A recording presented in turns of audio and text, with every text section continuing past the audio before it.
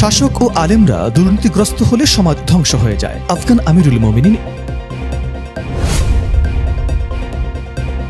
মাদকাসক্তি থেকে সেরে ওঠা 1000 নাগরিককে কারিগরি প্রশিক্ষণ দেবে আফগান সরকার। মাদকাসক্তি থেকে সেরে ওঠা 1000 নাগরিককে সামাজিক পুনর্বাসনের সহায়তা করতে কারিগরি প্রশিক্ষণ দেবে ইমারত ইসলামিয়া আফগানিস্তান।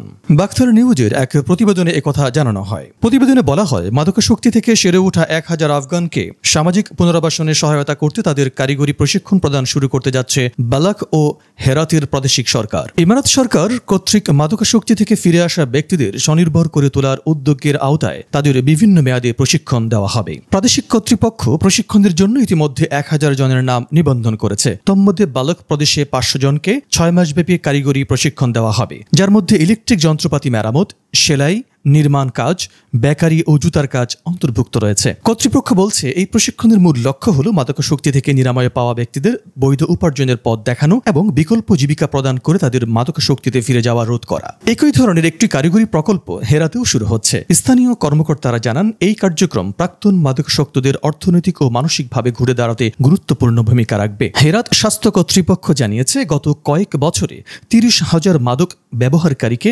জিন্দাহজান হাসপাতালে চিকিৎসা দেওয়া হয়েছে। নিরাময় শেষে তাদেরকে তাদের পরিবারে পুনরায় ফিরিয়ে দেওয়া হয়েছে। ইমারত ইসলামী আফগানিস্তানের আমিরুল মোমিনিন বা সর্বোচ্চ নেতা মাওলানা হিবাতুল্লাহ আখুন্দজাদা বলেছেন, আলেম ও শাসক শ্রেণী যদি সৎ ও শুদ্ধ থাকে তাহলে গোটা সমাজ সৎ ও শুদ্ধ হবে। পক্ষান্তরে তারা যদি দুর্নীতিগ্রস্ত হয়ে পড়ে তাহলে সাধারণ মানুষও সেদিকে ঝুঁকে পড়ে। তাই সমাজ সংস্কারের জন্য প্রথমে আলেম ও শাসকদের নিজেদের সংশোধন প্রয়োজন। বৃহস্পতিবার কান্দাহার প্রদেশের প্রাদেশিক গভর্নরের কার্যালয়ে অনুষ্ঠিত এক সমাবেশে এসব কথা বলেন তিনি। সমাবেশে কান্দাহারের 15টি জেলার আলেম ও দায়ীগণ উপস্থিত ছিলেন।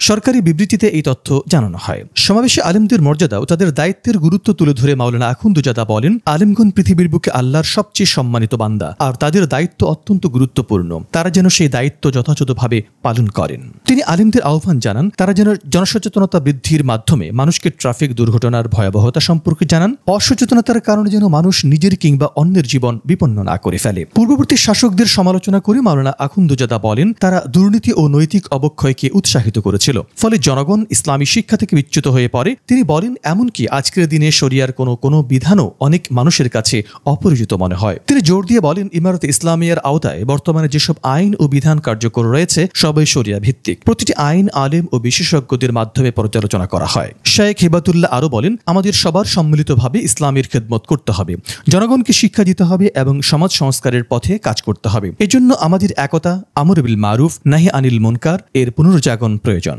বক্তব্যের এক পর্যায়ে তিনি আলেমদের প্রতি আহ্বান জানান, তোমাদের দায়িত্ব হলো মানুষকে সুন্নতের দিকে আহ্বান জানানো এবং তাদের চেহারা ও জীবনধারা যেন শরিয়া অনুযায়ী গড়ে ওঠে সেটা নিশ্চিত করা। এর অংশ হিসাবে দাড়ি রাখা এবং পাগড়ি পরা ইসলামী পরিচয় হিসাবে ধরে রাখা আবশ্যক। সমাবেশে প্রদত্ত এই বক্তব্যের মাধ্যমে শেখ হিবাতুল্লাহ আখুন্দজাদা আবারও আলেমদের কেন্দ্রীয় ভূমিকার উপর জোর দেন এবং ইমারত ইসলামিয়ার সমাজ বিনির্মাণের কর্মপন্থাকে স্পষ্ট করেন। তার বক্তব্যে ইসলামী আদর্শের পরিচালিত রাষ্ট্র ব্যবস্থার কাঠামো, নৈতিকতা ও দাওয়াতি দায়িত্বকে অগ্রাধিকার দেওয়া হয়।